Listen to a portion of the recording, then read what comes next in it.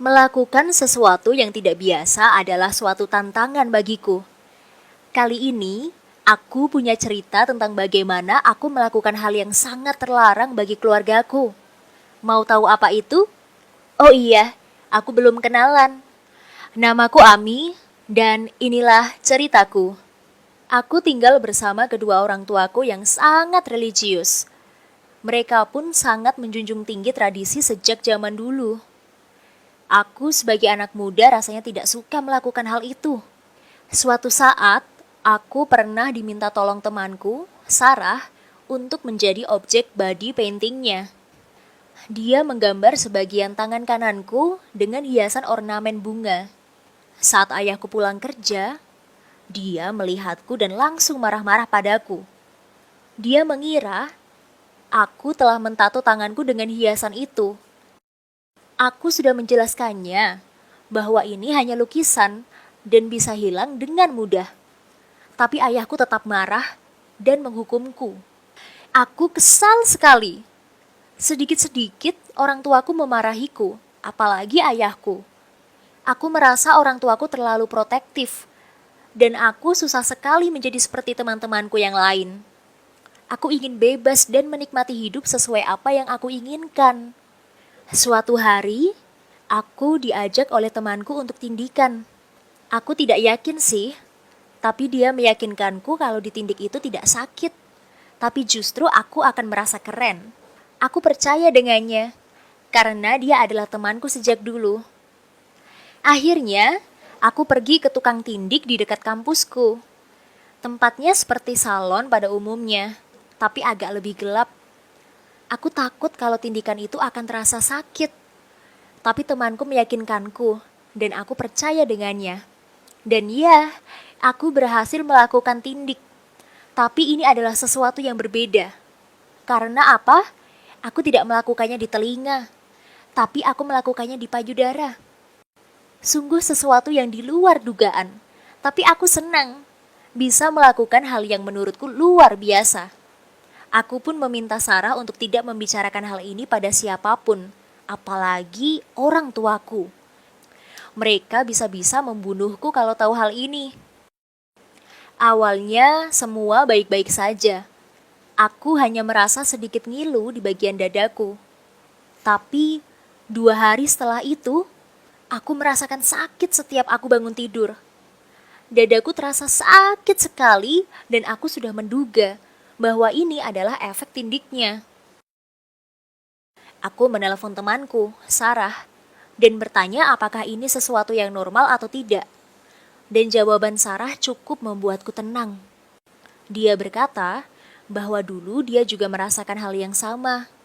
Tapi tidak perlu khawatir, karena akan hilang. Aku diminta untuk rajin membersihkannya agar tidak berkarat. Aku pun mengikuti apa yang dikatakan Sarah. Setiap hari, aku membersihkan bagian tindikanku dengan sabun dan kubilas dengan air.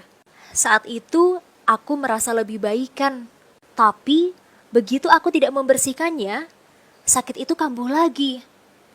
Hal itu membuatku selalu ke kamar mandi setiap 30 menit sekali. Jujur, aku tidak nyaman dan mulai khawatir dengan apa yang aku alami. Rasanya ini bukan hal yang normal. Suatu saat, ketika aku keluar kamar mandi, ibuku bertanya padaku, "Kamu kenapa dari tadi bolak-balik kamar mandi? Kamu sakit?" Dan aku menjawab, "Tidak apa-apa, Bu. Aku hanya salah makan dan sedikit diare saja. Nanti juga baikan." Aku lega karena ibuku percaya padaku. Tapi sejujurnya ini sangat menyakitkan. Dadaku tidak hanya nyeri, tapi lebih terasa seperti dihantam sesuatu. Aku tidak tahan lagi dan tidak percaya dengan Sarah lagi. Aku searching di internet untuk mencari tahu apa yang harus aku lakukan di saat kondisiku seperti ini. Tapi aku tidak mendapatkan informasi apapun. Semua dijelaskan, tapi tidak detail, sehingga aku tidak kunjung menemukan solusi. Akhirnya, aku mengakses aplikasi konsultasi dokter online, dan aku menelpon salah satu dokter di situ. Aku menelpon dokter itu dan menceritakan semuanya. Dokter bilang kalau apa yang aku lakukan itu bukanlah hal yang benar, karena itu akan memperparah kondisi. Aku terkejut dan menangis. Sarah telah membohongiku. Aku merasa dia sudah mengerjaiku. Aku tidak punya pilihan lain selain melepasnya. Aku datang ke tempat tindik dan bertanya pada karyawan yang menindiku kemarin. Tapi aku ditolak mentah-mentah. Dan mereka tidak menerima komplain apapun, termasuk efek kesehatan yang akan muncul akibat tindik itu. Aku tidak tahu harus bagaimana lagi. Seharusnya aku mencari tahu dulu apa saja efek tindik di bagian ini sebelum melakukannya. Kemudian, aku hanya bisa pulang dengan masih membawa rasa sakit di dadaku. Hari demi hari, sakit makin parah. Aku mencoba melepasnya sendiri tapi tidak berhasil. Semakin aku mencoba melepasnya, makin parah kondisi bagian yang ditindik itu. Bahkan, aku mengeluarkan darah banyak sekali hingga menetes ke lantai. Aku tidak tahu lagi berapa lama aku akan menghabiskan waktu di kamar mandi. Setelah beberapa saat, aku berhenti memaksanya, dan darah berhenti mengalir. Aku lega untuk sesaat waktu itu. Kemudian, aku tidur di kamar. Tapi aku merasa mual. Aku tiba-tiba saja muntah-muntah. Dan badanku tidak nyaman. Aku merenung di kamar dan masih berusaha menutupi ini semua dari temanku maupun orang tuaku. Bodoh sekali aku melakukan hal ini. Suatu hari, ketika aku bangun tidur, aku merasa demam dan izin ke orang tuaku tidak masuk kuliah. Orang tuaku cemas karena tidak biasanya aku sakit mendadak seperti ini. Ibuku datang ke kamarku membawakan makan dan bertanya apa aku sudah baikan atau belum. Tapi aku tidak sanggup menjawab pertanyaan ibuku. Ibuku memegang dahiku dan langsung memintaku untuk pergi ke dokter karena aku demam tinggi sekali. Ibuku khawatir jika aku kenapa-kenapa. Sesampainya di rumah sakit, aku diminta untuk masuk ke ruang periksa. Awalnya aku diperiksa oleh dokter laki-laki, tapi aku meminta pada orang tuaku untuk ganti dokter perempuan saja. Orang tuaku bingung, kenapa aku seperti itu? Dan baiklah, karena aku sedang sakit, mereka menuruti kemauanku dan langsung meminta petugas mengganti dokter perempuan. Tak lama kemudian, aku diperiksa oleh dokter tersebut dan aku menceritakan semuanya ke dokter itu. Aku menceritakan bagaimana aku melakukan tindik di bagian itu dan hal yang aku alami setelahnya. Aku yakin itu semua adalah efek dari aku mencoba melepas tindik itu sendiri. Dokter sempat kaget mendengar ceritaku. Dan dokter tersebut langsung berbicara pada orang tuaku kalau aku harus masuk ke ruang bedah. Tentunya orang tuaku heran dan semakin cemas. Hanya sakit demam tapi harus sampai masuk ruang bedah.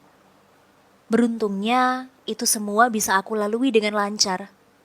Aku berhasil melepas tindikku itu. Aku sekarang sudah merasa sangat baikan setelah dokter melakukan tindakan serius padaku.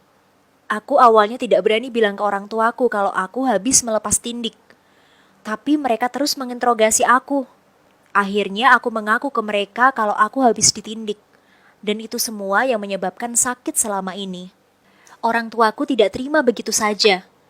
Mereka sempat marah kepadaku karena aku melakukan hal yang sangat kelewatan. Mereka pun menjadi semakin protektif padaku dan tidak membiarkan aku main dengan teman-temanku. Alhasil, ya bukannya aku mendapat kebebasan, yang ada aku malah semakin dikurung. Orang tuaku sangat marah terhadapku dan juga temanku, Sarah. Orang tuaku pun berencana akan memindahkan kuliahku di kampus berbasis agama. Mau tidak mau, aku harus menerimanya. Karena inilah konsekuensiku melanggar aturan keluarga.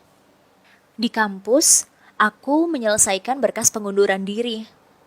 Waktu itu, aku bertemu dengan Sarah. Dan dia seolah tidak tahu saja apa yang terjadi. Dan dia malah mengajakku untuk tato di punggung. Ya, tentu saja aku langsung marah-marah dengannya. Aku tidak peduli sudah berapa lama kita berteman. Tapi dia yang sudah membuatku melakukan itu. Aku katakan padanya kalau aku benci dia. dan tidak akan lagi bertemu dengannya. Sarah hanya diam saja, dan ya, aku tidak peduli lagi sekarang bagaimana kabarnya. Nah guys, itu tadi ceritaku tentang bagaimana aku melakukan hal yang bisa kubilang sangat ekstrim. Semoga dari ceritaku ini, kalian bisa mengambil hikmahnya ya. Kalau kalian akan melakukan sesuatu, pastikan kalian tahu resikonya. Oh iya, kalian juga jangan melawan orang tua ya, selagi itu adalah hal yang positif. Terima kasih sudah mendengarkan ceritaku. Pastikan kalian udah like dan subscribe channel kita ya.